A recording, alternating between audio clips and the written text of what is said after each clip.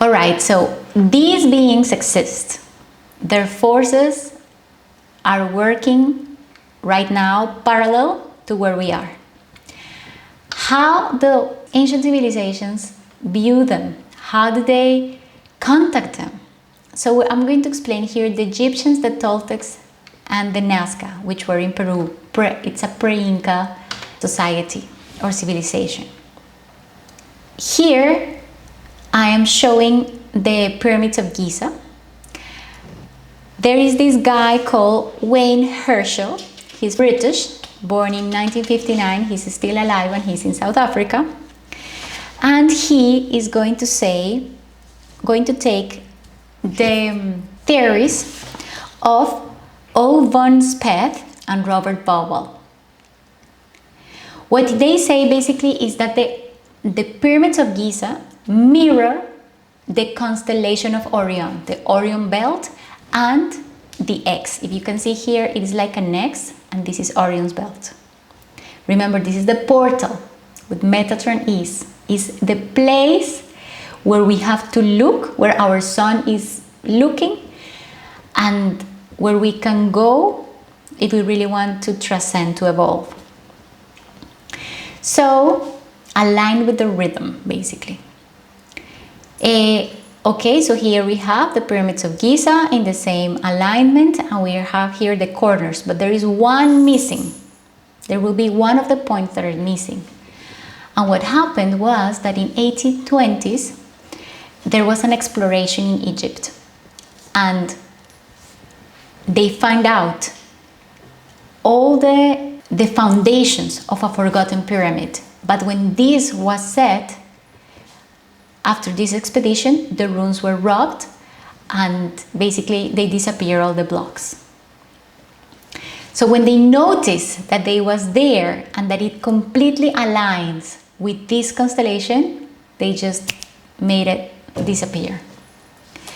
But Wayne Herschel is going to say that not only here, as the previous scientist mentioned, he's going to say that it works for many ancient civilizations buildings that are also aligned with Orion constellation.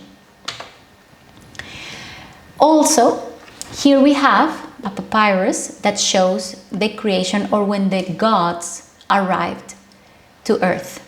So here we have Num, which is the big lady there, which has all the stars, all the planets, all the universe, and she gives birth to everything that is under her, and at the same time she eats it all. Remember that the universe is a great predator. So she's in charge of these cycles of birth and rebirth, and out of her also came the gods. But there is something that is here very interesting. You're going to find here the cluster of the Pleiades, and that is in the constellation of Taurus, and it looks like a bull's leg. So here we have the bull's leg, and that it came out of there, the gods came and they landed in a ship space or something that was shining on top of the Sphinx. And out of here came, this is Ra, the man that has the bird's head, or the bird that has the man's head in this case, but this is a version of Ra, the god of the sun. And out of him came all the other gods and goddesses. Remember? Okay. So, if this is what the Egyptians told us for their civilization around 13,000 years ago, it means that the Sphinx already existed, and apparently it is older than 26,000. Apparently it is older like 100,000 years ago. These the scientists have not determined yet. But what we can say is that the Sphinx is looking, as you see here, right in front. It's mirroring the Leo constellation. So apparently there was another period of time where the Leo constellation was very important also for the beings on Earth. The thing is that still we don't have information about such ancient information. Another things that are very interesting. Here we have the God's landing and the Sphinx. Apparently it was not only one, there was another one behind landing in these type of spacecrafts or something. And here we have again the Sphinx, but the Sphinx was not the pharaoh's face, it was a lion's head. Here we have it and here we have it. So like what the scientists agree is that there were two, not only one. Like one facing one side, the other one facing the other side. And that apparently it was rebuilt, reconstructed with the shape of the head of a pharaoh. But we're not going to enter here more. What we can say is that the Sphinx looks to the constellation of Leo. So this ancient civilization for sure studied the stars and was able to send some message out there, not only with religious purposes. Let's take a look to the Mayans. The Mayans say, okay, extraterrestrials, aliens, beings, for sure, because if you want to look for life outside of you, the air has life, everything is like the tree, no? And there is life that is ramified all over, the stars, the sun, the animals, the air, all beings, everything that is from nature or created in a natural way has a soul. So everything it is alive. And in the Chilambalam, here I have a picture that it is the Anthropology Museum in Mexico of one of the first translations that were done by the Spanish when they came of the Chilambalam, one book of the Mayans, and it says, beings descended from the stars arrived in strange flying ships, were white gods that flew in flying luminous discs and reached back to the stars. So this is what the Mayans said and have written. Tikal, that was the first Mayan city, is built in the following way. Here we have the pyramid that is a cluster aligned with the cluster of stars of the Pleiades. And then there is this big path, and then we have the pyramid of the sun. So it is perfectly aligned with the constellation of the Pleiades, the whole city. According to Wayne Herschel, there is not only one sun, ours, but there is also another sun or another big star that it is very important because it makes a triangle. Let's take a look to the Aztecs. So we have been studying these Borgia Codex in the previous episodes, and here we have that this guy has a blonde hair, is yellow for sure, as they say that they depict the Pleiadians. This is Orion's belt here, the symbol of Orion. Here we have another 3 symbols that can also represent the Orion belt. And here we're going to have 7 stars that are going to be representing 1, 2, 3, 4, 5, 6, 7. That could represent the Pleiades. This is according to Wayne Herschel. The same happens in Stonehenge. So here you can see in the images where there is the sun and there is the path that it's guided to the Pleiades.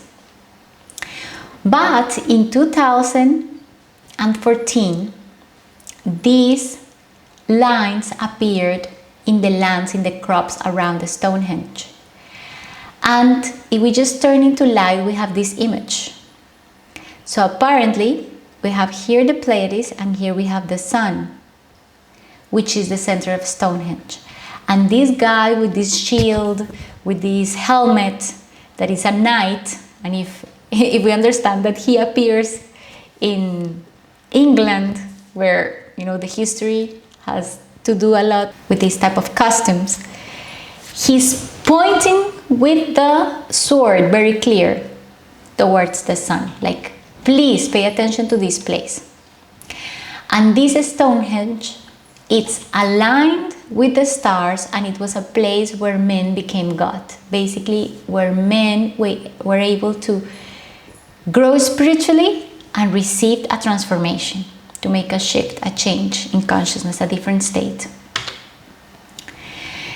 Let's see a video where he explains also what he has found in Mars. I decided to include also the Nazca culture because when I went to Peru, this was a culture, a civilization that really surprised me. These are geoglyphs that you can find on the ground, on the desert, and they cover a huge area. Each of them can be from 0.4 to 1.1 kilometers. So they are very, very big, and they cannot be perceived. Like you can see lines or different aspects of the terrain when you are walking, but you cannot even see the figure or the design. You have to only see it when you fly. And these were discovered in 1970s by a German lady who had dedicated her life to basically the study of the Nazca culture. They have many types of figures. For example, they have the sun, they have the trees, they have animals, they have geometrical shapes, they have men. But look, the man that is here, and what is he doing? He's saying hi, he's waving. We cannot see movement, but it is very clear that he has one hand up and with big eyes, he's looking.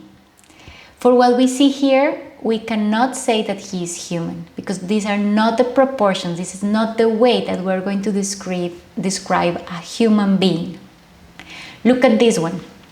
This is a being. Here we have the head, here we have the ears, and here we have the hands. What it is clear, and actually this geoglyph is called hands because it has one with 5 fingers and another one with 4 fingers. So if these shapes are only being able to be seen from the sky, why did they build them? They build them to communicate with the stars, with beings from the stars. The Nazca culture really shocked me in many aspects. For example, here they have these spirals that, as I tell you, show that they knew a lot about the energy of creation, because these are the cycles that represent.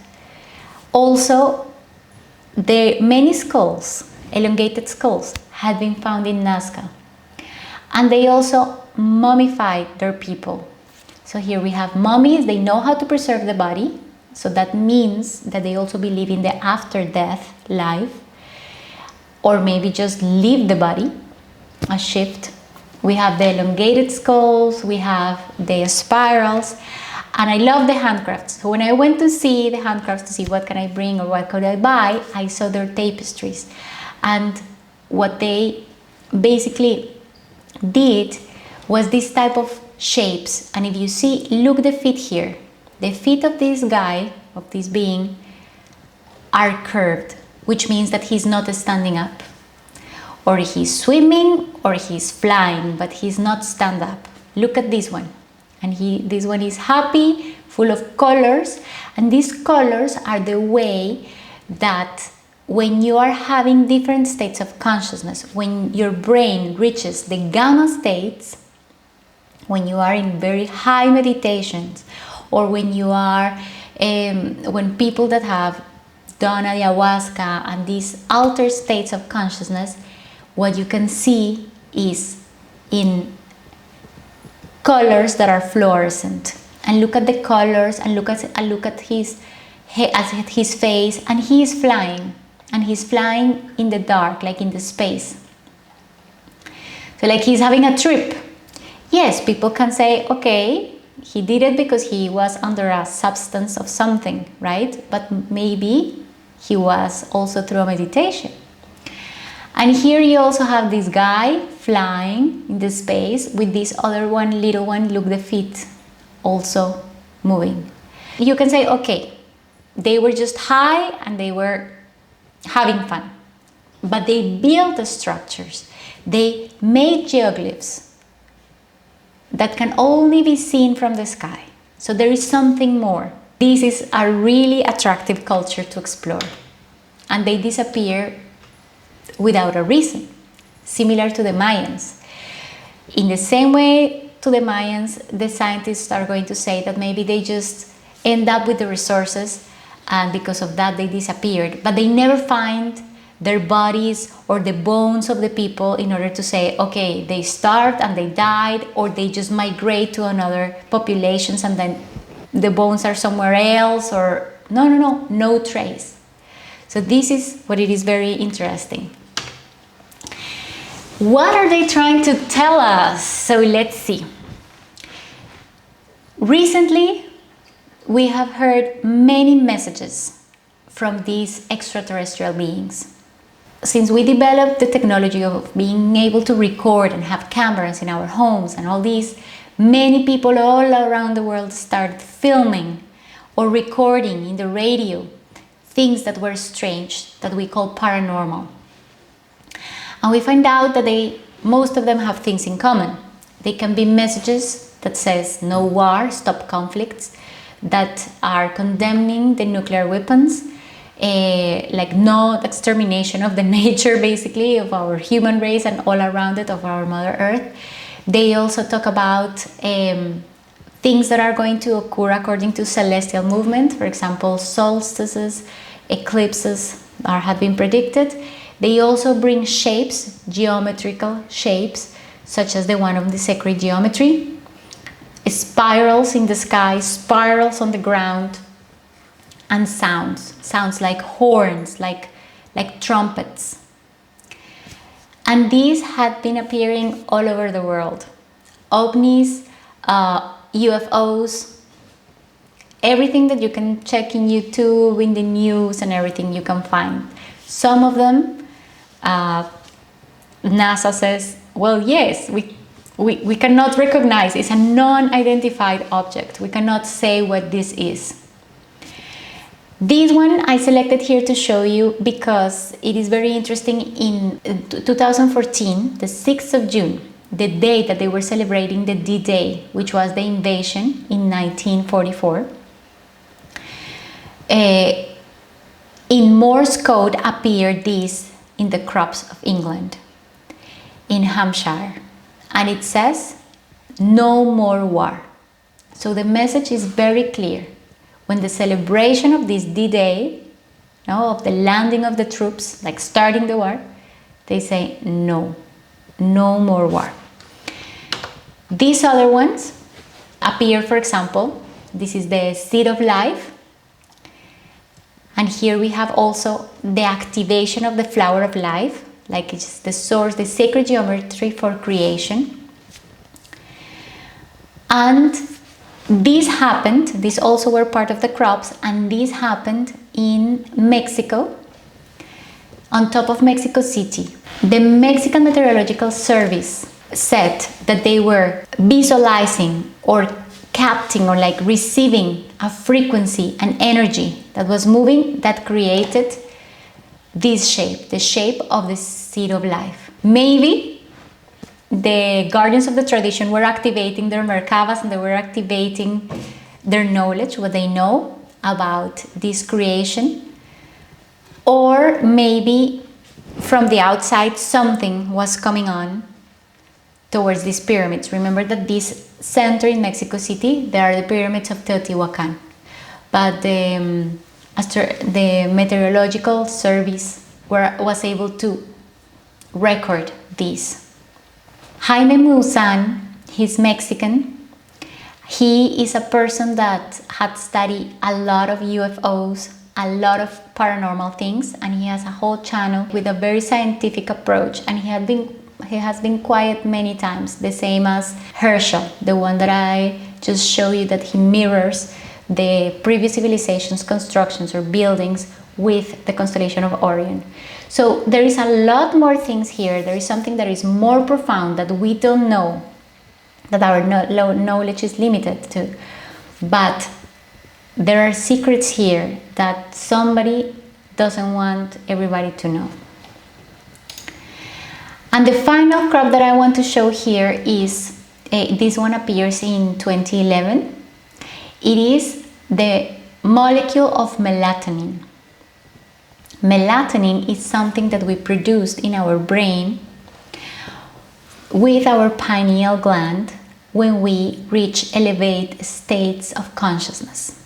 when we are in such a deep meditation, or when we follow those paths of the ancient civilizations with allies, such as herbs or peyote or many other ways. There are many ways of reaching, of allowing this melatonin to be produced, and DMT. So these hormones produce a chemical reaction in your body that allows the Kundalini to go up and out, and you release such an experience like a spiritual orgasm that makes all the energy of your body shift. And when you reach this type of transformation, you are never the same being as you were before. You completely clean your lower centers. You are open to different perspectives, to different possibilities. It is like you remove the veil that doesn't let you see, that makes you feel stuck, that the veil of that ego that limits you, and you reach certain consciousness of freedom. This is very well explained in the book of Joe Dispensa called Supernatural, and I invite you to read it because it's a wonderful book from a scientific approach explaining this. And we can see these crops there. What are they trying to tell us with this? For me, the message is very clear. The message is very clear. We have to realign with the stars. We have to evolve. We have to come back inside, reach these methods, and basically be free. Be free, get out of the domination, get out of the matrix. If you ask my opinion after I have studied all this, I will say definitely we are not alone. We live in parallel realities. So there is this first D dimension of the unity of consciousness that we all want to go back to.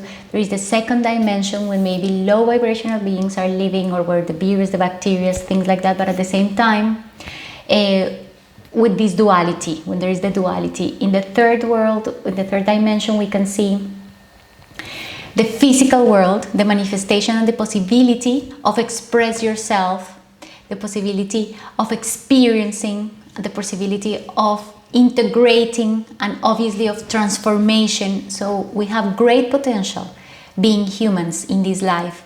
And then we have the 4D, where we are not limited with the matter, with the space, because we now are going to be able to travel through time. There is going to be the infinite, no present, no future.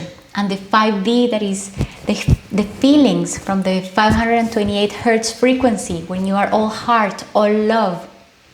In the 6th dimension are those beings that are creating etherically. All what we see in the 7th dimension is what we will call heaven, because everything is so beautiful, is peace, is love, and there are these beings laughing and being so happy and little and like fatty, what we will call the cherubims in the 7th dimension. And then we continue 8th, 9th, that is all what we can experience with this physical body, and then continue until the 12th dimension. So there are infinite dimensions that we have to experience. But with this reality, we have to activate our 12 chakras to be able to move consciously through these dimensions. So I believe that meanwhile, science is focused on understanding everything with our 5 senses. It's going to be very difficult. We don't know what are we looking out there. We think that we're looking for things that are similar, but in fact, they are here, living with us in parallel, and we are a product of everything. We are multidimensional beings.